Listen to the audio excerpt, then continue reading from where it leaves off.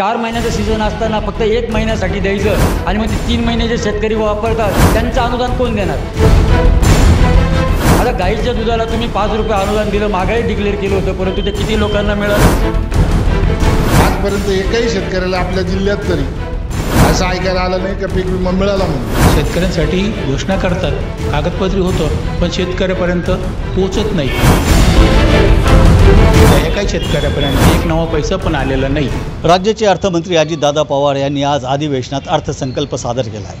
त्यात शेतकऱ्यांसाठी अनेक तरतुदी करण्यात आलेल्या आहेत. दूध अनुदान असो, कांदा असो, ई पीक विमा असो किंवा इतर ज्या घोषणा आहेत ते करण्यात आलेले आहे. या घोषणांकडे किंवा या तरतुदीकडे शेतकरी कसं बघत आहे ते आपण त्यांच्याकडून जाणून घेऊया.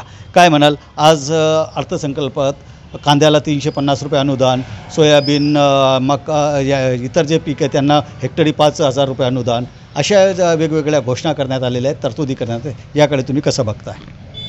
आज राज्याचे अर्थमंत्री अजितदादा पवार यांनी जो अर्थसंकल्प सादर केला त्यात बऱ्याचशा योजना त्यांनी शेतकऱ्यांसाठी आणल्या, परंतु त्या आणत असताना त्यांनी ज्या घोषणा केलेल्या आहेत त्या घोषणा जेव्हा इम्प्लिमेंटेशन होतं कागदावर फार छान वाटतात त्या, परंतु जेव्हा इम्प्लिमेंटेशन करायची वेळ येते तेव्हा मात्र खूप अडचणी निर्माण होतात. कारण मग त्या वेगवेगळ्या कायद्यांमध्ये बसत नाही, मग त्या बऱ्याचशा त्याच्यामध्ये त्रुटी राहून जातात.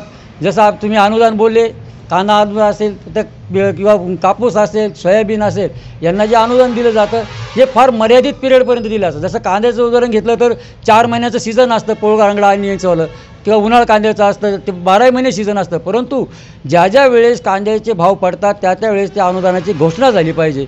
केवळ एखादा मिनिमम पिरियड ठरवून 4 महिन्याचं सीझन असताना फक्त 1 महिन्यासाठी द्यायचं आणि मग ते 3 महिने जे शेतकरी वापरतात, माल विकतात, त्यांचं अनुदान कोण देणार? तेही लॉसमध्येच विकतात. परंतु सरकार असं करतं की 1 महिन्यासाठी ठेवतं किंवा 1.5 महिन्यासाठी ठेवतं.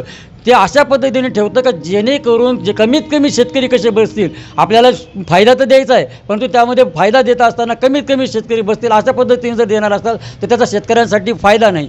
कारण त्याचं का आमचं म्हणणं असं आहे की कांद्याचं जेव्हा आता तुम्ही 350 रुपये अनुदान दिलं, परंतु त्याच्यात इतक्या त्रुटी निघाल्या का आपल्याकडे ऑनलाईन सिस्टीम आली. ऑनलाईन सिस्टीम कधी कधी सर्व्हर डाऊन होतं, कधी कधी ते ॲक्टिवेटच होत नाही आणि मग ते पीक पेरा जर लावायचं तर शेतकऱ्यांनी लावायचा कसा? आता जर अनुदान अशी अडकली की शेतकऱ्यांचं काही तर पीक पेरा लावला गेला नाही, माझ्या स्वतःचाही लावला गेला नाही, मी 4 वेळेस तलाट्यांकडे गेलो तरीही तो माझा पीक पेरा लागला नाही. मग अशा वेळेस आम्ही काय करायचं? त्याच्यासाठी सरकारने जेव्हा तुम्ही एखादी योजना आणताना त्याच्यात पॅरलल सिस्टीम ठेवा.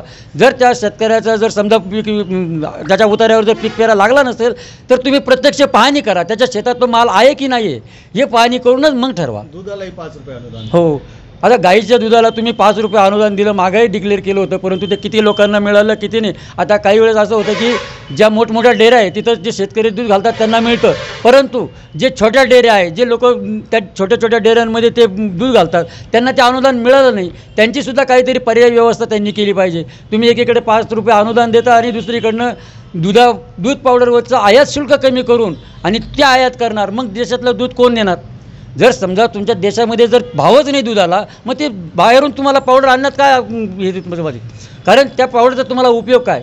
त्यासाठी तुम्ही जे आयात पावडर केली ती कॅन्सल करा आणि शेतकऱ्यांच्या दुधाला जे भारताचे जे शेतकरी आहे त्याचं जे दूध उत्पादन करतो त्यालाच तुम्ही तो योग्य भाव द्या, तरच त्याच्यामुळे शेतकऱ्याला लाभ होईल, अन्यथा होणार नाही.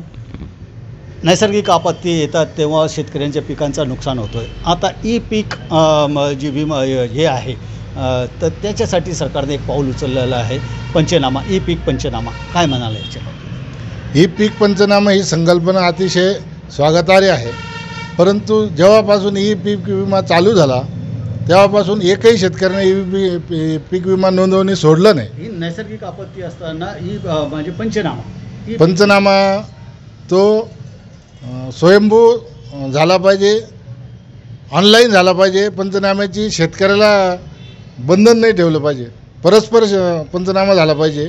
आणि ई पीक विमा चालू झाल्यापासून आजपर्यंत एकही शेतकऱ्याला आपल्या जिल्ह्यात तरी असं ऐकायला आलं नाही का पीक विमा मिळाला म्हणून. तर तो पीक विमा प्रत्यक्षात मिळाला पाहिजे, त्याची कार्यवाही झाली पाहिजे. फक्त घोषणा करून काही शेतकऱ्याच्या पदरी पडत नाही. आजचा जे अर्थसंकल्प आहे त्याच्या बाबतीत शेतकऱ्यांनी चांगली मस्त आणि चांगल्या घोषणा केल्या असं सत्ताधारी जेवढे मंत्री आहे किंवा जे लोक आहेत ते म्हणतात आहे.